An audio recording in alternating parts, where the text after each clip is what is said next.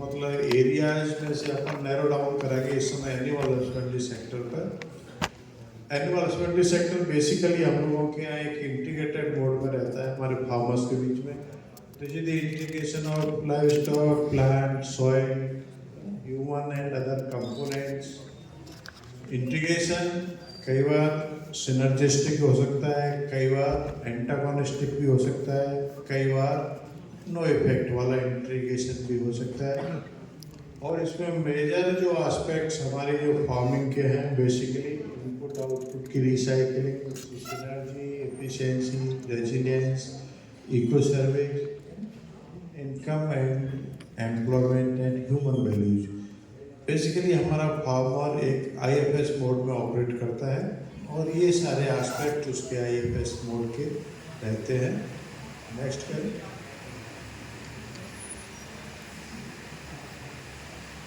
अब ये सारे कंपोनेंट से हम लोग और भी नैरो डाउन हो रहे हैं एनिमल हस्बेंड्री पर। और animal husbandry is also again a big sector. उसमें एनिमल फीडिंग के बेसिस पे हम लोग थोड़ा सा नैरो डाउन कर रहे हैं। तो इसमें दो तीन चीज़ें एक बड़ी इम्पोर्टेंट है कि हम लोग वर्ल्ड एवरेज से प्रोडक्टिविटी में, प्रोडक्शन में हम नंबर 1 है, नो डाउट। बट प्रोडक्टिविटी के मामले में हमारे देश अभी प्रोडक्टिविटी पर एनिमल, तो उसके मामले में हम लोग काफ़ी पीछे हैं। और ये पाया गया है कि हमारी प्रोडक्टिविटी वर्ल्ड एवरेज से 20 से 60% कम है।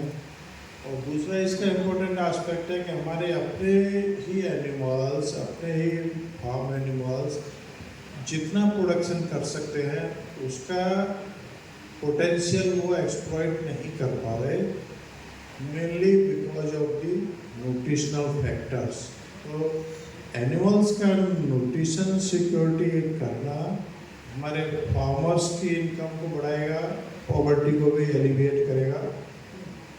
आप देखो बेसिकली एनिमल हस्बेंड्री के जो कंट्रीब्यूटिंग फैक्टर्स हैं उसमें आधा सा कंट्रीब्यूशन तो फीडिंग एंड न्यूट्रिशन का ही है, and remaining contribution by the breeds and the reproduction aspects, and around 18% by the health aspects, and around 11% the managemental aspects. So animal husbandry के 4 broad sectors आप देख रहे हो, nutritional, breeding, health aspect and journal management.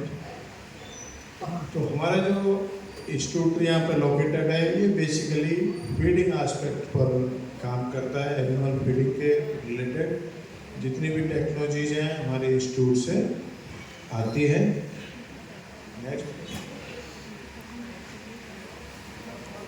Next कर दो। अब आप ये देख रहे हो कि जो पूरे देश का एक असेसमेंट हम लोगों ने किया फीड एंड फॉडर सिचुएशन का, तो हमारे देश में इसकी काफ़ी कमी पाई गई। और जब आप उत्तर प्रदेश की बात करते हो तो उत्तर प्रदेश का सिचुएशन नेशनल से कम है। मतलब उत्तर प्रदेश में सिचुएशन नेशनल के मुकाबले percent of the cultivated area to the feed and fodder is quite less than the national average. साथ ही कुछ स्टेट ऐसे भी हैं जहाँ पर ये नेशनल एवरेज से बेटर है। तो ये एक कमी हमको नज़र आती है उत्तर प्रदेश में कि हमको ये वाला डेटा इम्प्रूव करना है compare to other states. Next करें। अब इसमें जो मेजर कंट्रीब्यूटिंग फैक्टर्स क्या रहते हैं, बेसिकली जो एनिमल डाइट का अभी हम आगे चर्चा करेंगे, उस एनिमल राशनिंग में बेसिकली मेजर कंट्रीब्यूटिंग फैक्टर्स जो fodder from the cultivated land, green fodder की यदि बात कर रहे हैं तो वो मेजर कंट्रीब्यूटिंग फैक्टर। और उसका दूसरा सोर्स हमारे फॉरेस्ट एंड पास्चर लैंड्स हैं। यदि साथ साथ जो एनिमल राशनिंग का सेकंड कंपोनेंट है जो ड्राई फॉडर है, उसका major contributing factors food grain, cereals and pulses है।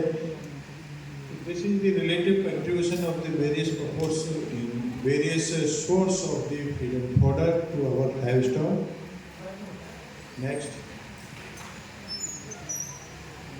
अब इसी का जब पूरे ऑल इंडिया लेवल पे जब मैपिंग कर रहे हैं तो ये सिचुएशन काफ़ी खराब नज़र आ रही है। बहुत सारे एरियाज आप देख रहे हो कि लाल है या लेस रेड है, means they are very very vulnerable areas, है ना। अब जो भी ये वाली सिचुएशन रहेगी both green and red border में, ये इंडिकेट करता है कि डेफिसिट कितना ज़्यादा है। मतलब कुछ एरियाज में तो 50% से ज़्यादा का डेफिसिट आ रहा है ना। तो ये जब डेफिसिट रहेगी तो हमारे एनिमल की प्रोडक्टिविटी कैसे इम्प्रूव होगी, है ना। तो ये एक बहुत बड़ा गवर्नमेंट के सामने ये चैलेंज है और उसको गवर्नमेंट हाईएस्ट लेवल पर अटेंड कर रही है एंड इसके लिए बहुत सारी स्कीम्स चला रही है। ये सिचुएशन बहुत फॉर ग्रीन एंड ड्राई, ये दोनों का सिचुएशन सर बहुत कम स्टेट्स ऐसे है जैसे कि जहाँ पर कि सप्लाई कंफर्टेबल साइड में है।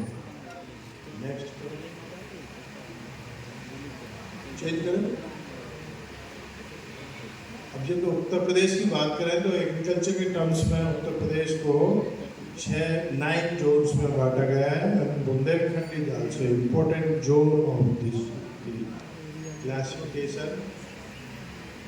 तो यूपी में लगभग सभी जोन्स में पाउडर का डेफिसिट पाया गया और बुंदेलखंड में तो ये डेफिसिट और भी ज़्यादा है, जो हम आगे की स्लाइड्स में देखेंगे।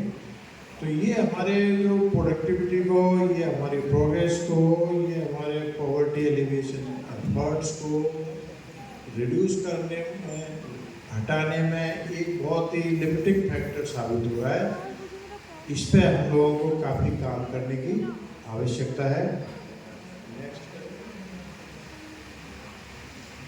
अब आप टोटल देखें तो डाइवर्स रेंज ऑफ लाइवस्टॉक हमारे उत्तर प्रदेश में अवेलेबल है। गोट, sheep, कैटल एंड बफेलोज। आप देख रहे हैं कि हमारे पूरे लाइव स्टॉक के कंपोजिशन में बहुत UP the buffaloes are very very important species. तो ये हम देख रहे हैं कि और ये डिफरेंट सेंसर से भी साबित होता रह जा रहा है कि हमारा फार्मिंग कम्युनिटी का focus is shifting towards more buffaloes और कैटल पॉपुलेशन काफ़ी एक स्टैग्नेशन की तरफ जा रही है। शीप पॉपुलेशन नॉर्दर्न पार्ट से रिड्यूस हो रही है, लेकिन साउदर्न पार्ट में बहुत स्पीड से बढ़ रही है शीप पॉपुलेशन। गोट पॉपुलेशन हमारे क्षेत्र में बढ़ रही है। नेक्स्ट,